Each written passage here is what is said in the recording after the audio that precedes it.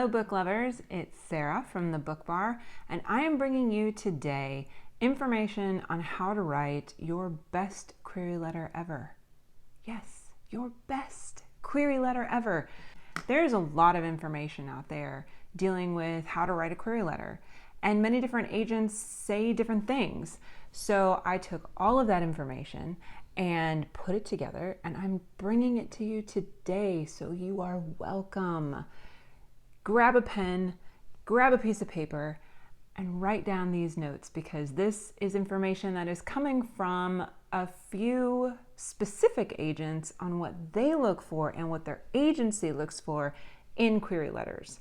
So make sure that you take notes. Also, if you're interested in what the Book Bar is doing, make sure you subscribe to our channel. Make sure you turn on those notifications. We've got lots of videos coming at you from both the reading and writing side of things. So stay tuned, be notified. You want to hear what we have to say?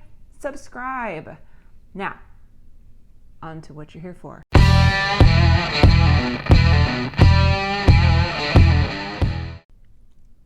When crafting a query, there are three sections. There's the introduction, there is the summary, and then there is the bio. But a little precursor to all of that I feel like I need to say that apparently a lot of agents have come across as a problem is that people aren't following the submission guidelines. So if you really want your query to be seen by an agent, go to their submission tab, figure out what it is that they want and how they want it and in what order that they want it, and at least give them the information that way first correctly. Because at least you're in the door that way. Whether or not your query and story is good at all, at least you've gotten in the door because you followed their rules. So first section is the introduction. And let me start out by saying, spell the agent's name correctly. Say, "Dear Sarah Henderson."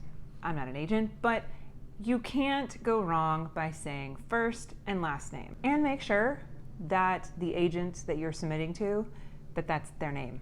Like, don't group all of your queries and then forget to change the name. That is clearly going to get you not looked at. So make sure you pay attention to the small details that are specific to even just getting your query read. So now that we've covered having the correct name, your introductory paragraph is not going to be very big. But what you do have to know is you have to know how to sum up your book in your one-sentence pitch. If you can't do that yet, then you need to really figure out your story. But you need to be able to sum it up. And you need to give your specifics really quick. Word count, genre, and you can throw in comps in the introductory paragraph if you want to. You don't have to. You can put those in other places also. But you need to have the word count and the genre in there specifically so that the agents know what it is they're looking for. So the best example that I've heard so far was actually from Jessica Faust, who is an agent at Bookends. Her and James McGowen have done some YouTube videos together on what agents are looking for, and I will attach their YouTube video link to the bottom description of this video. But she mentioned with this introductory paragraph that it's kind of like when you walk into a bookstore. At first you're going to look for the genre of the book that you're looking for. So you'll find that area, you'll find the thriller, you'll find the fantasy, you'll find the self-help, whatever it is, you'll find that section in the bookstore. Then as you're perusing the books, you're going to look at the size of the books. You know what I mean? If you're not a big reader, then you may not want like a giant, thick Stephanie Meyer, kind of story. But you're gonna look for the size of the book. And that is kind of like giving agents the idea of your word count. How big is your book gonna be?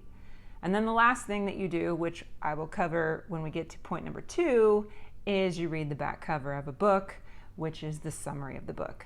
But if you have that in your mind, kind of like how you would find a book in the bookstore, Think about that as your introductory paragraph.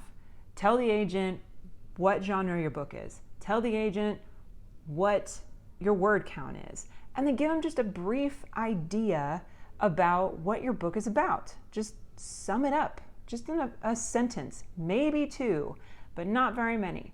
Also, this is where you also want to put a personal connection maybe that you have with the agent. Let's say you went to a conference and you actually sat down face to face with an agent. That would be a good place to put that information because it's the first thing that the agent's going to read. Then they'd be like, oh yeah, I remember that person. Or let's say you did a Twitter contest and you got a heart from an agent on PitMad or PitDark or all of those things. That's where you want to put that information. It's going to clue into the agent, oh yeah, let me pay a little bit more attention to this. If you don't have a connection with an agent, that's also fine, but do a little research on them. Find out obviously what they like, what they're looking for, what their manuscript requests are, because that information is going to even help you know if you should submit to them. So hopefully you've done that if you're already submitting to an agent. But put in there like, hey, I see in your manuscript wish list that you're interested in blah, blah, blah, blah. I'm submitting to you my YA, yada, yada, that, whatever. Have a bit of a personal connection. Just something that shows that you took a minute to find out who the agent is and what the agent is looking for. If you want them to give you a minute of their time to read your query, you should at least give them a minute of your time to figure out who they are and if you guys would even be compatible as agent-author relationships. So that is what you need to put in your first paragraph, your introductory paragraph. Again, don't use too many words. You want to save them for your second paragraph, which is what I'm going to get to now. Paragraph number 2, your summary, the back of the book blurb. This is your meat and potatoes. This is where you want to put as many words as you can. But remember, your query has to be 1 page. So this is where the most amount of your words are going to be.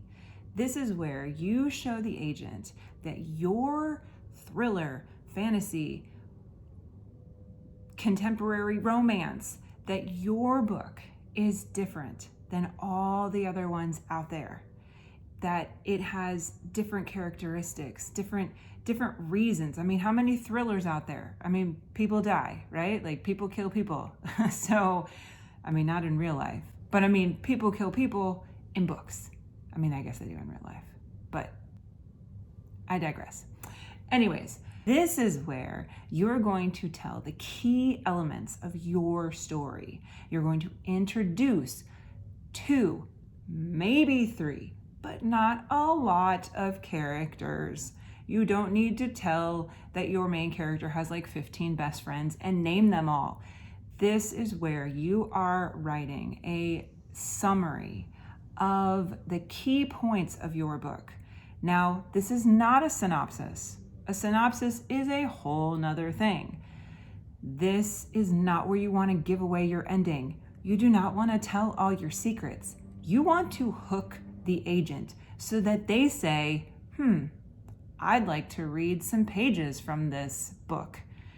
And then they request them.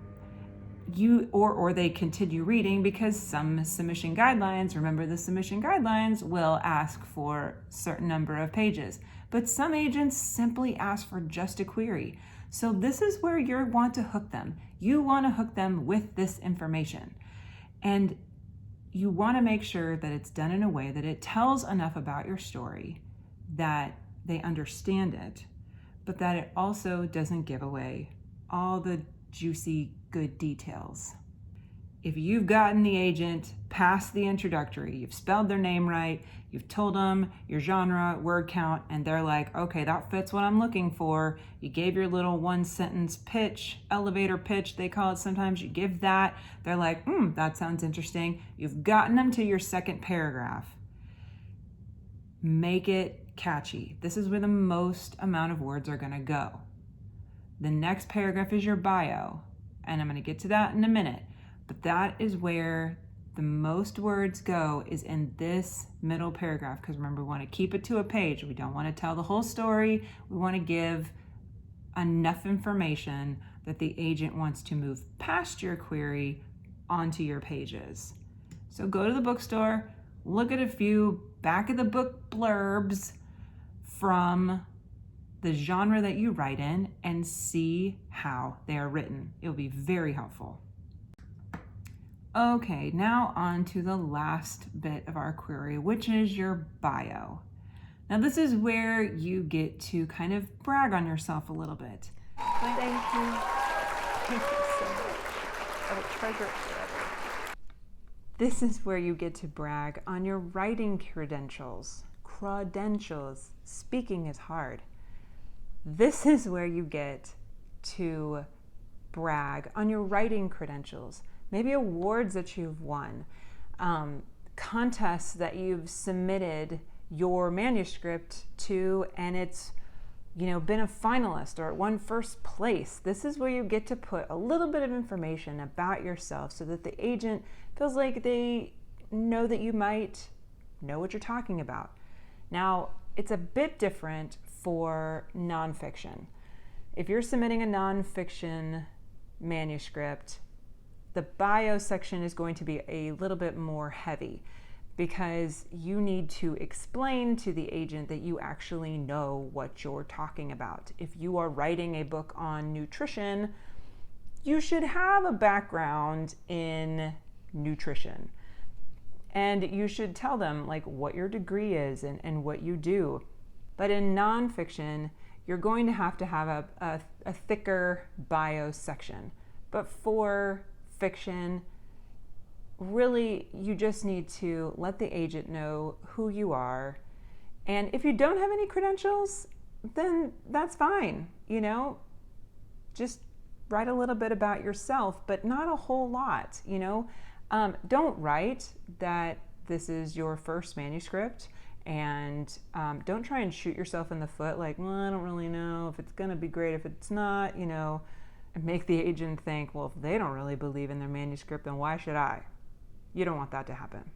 Now, for fiction, if you are writing something that involves own voice, then that is something that you should put in your bio. It's not just nonfiction that needs to have information that you know what you're talking about. If your character in your fiction manuscript deals with PTSD and you also deal with PTSD, or has a disability and you also have that disability, those are things to put in your bio to give the agent just a little bit of information that you do know what you're talking about, and you're not just making this up. Not to say that people who don't have a disability can't write a character that has a disability, but it gives you a little bit more clout if you also have that disability.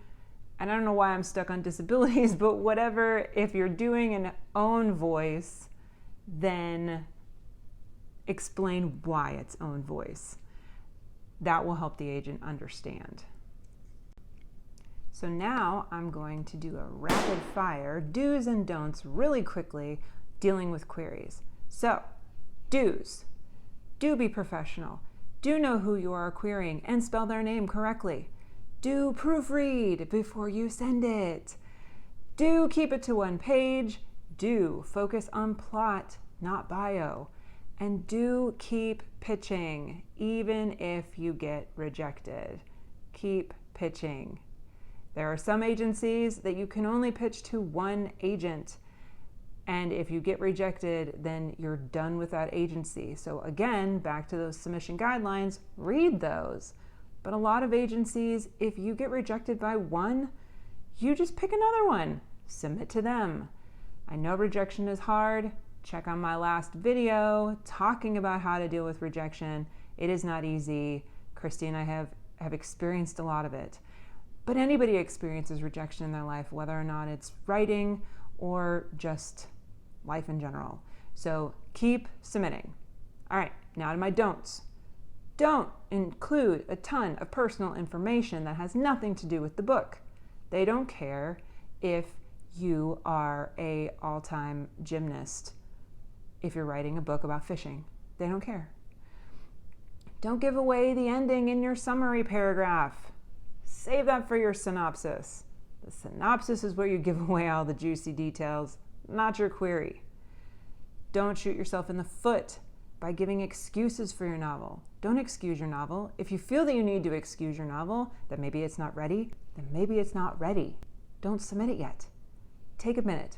Maybe shelve it for a week or so, then come back and read it. I know that has been helpful to Christy and I before. If we just step away from it for a minute and then come back to it, then we have fresh eyes. So if you feel that you need to make excuses for your novel in your query, don't query it. Don't query without a completed manuscript. Please, don't query without a completed manuscript. Because what if the agent wants your full? They could ask for a full right out the bat. And then you're like, sorry, I don't have that. That's not going to go over very well. Make sure your manuscript is finished. Make sure you're good with it and it is edited and it is as good as you think it can be before you start querying. Don't call or check up on the progress of your query with the agent. Now, I know that's hard. It is hard to wait. Waiting is a very, very difficult thing. And it's even harder when the submission guidelines say that if you don't hear back from us in such and such amount of days, consider it a no. It's hard to close out an agency when you haven't had the closure, but it's the way of life. It is how it is. Agents have 1.5 million queries coming in, and they don't have time to submit to them all. Sadly, that's how it is. As much as we would want them to respond back, even with just a quick no. I know I've wanted that, but just don't call. Don't call, and don't email and check up, unless, of course, it does say, again, in the submission guidelines, that you can, if you haven't heard from me in blah, blah, blah amount of time, you may follow up. If it says that, then you may follow up, and do, because Christy and I, in the past, have accidentally had our query go to their junk email. I don't know why, but it has happened before. So that's a possibility. And if they give the option of being able to follow up, then follow up with it. See what happened. Maybe it went to their junk mail. They'll let you know. Every time we've followed up, they're pretty quickly to respond that, oh, it was a pass, or sorry, I'm behind, and this and that. At least you have information, but again, you're following their guidelines. So don't just do what you want and follow, email them. Now that there's Query Tracker and most agents go through Query Tracker, it's a lot harder to respond, but you can also check on the status of your query. So do that. And mostly, don't stop. Don't stop. Don't stop writing. Don't stop querying. Don't give up. You can do this. I hope this was helpful. I hope that this information helps you write the best query. Again, I will add the agents' YouTube pages that I gathered this information from in our description. Please continue to follow us and watch these videos, comment, share, click our subscribe button, notifications. Christy and I have lots of videos coming your way. August is our anniversary month. We started this a year ago, and my, how the time has flown.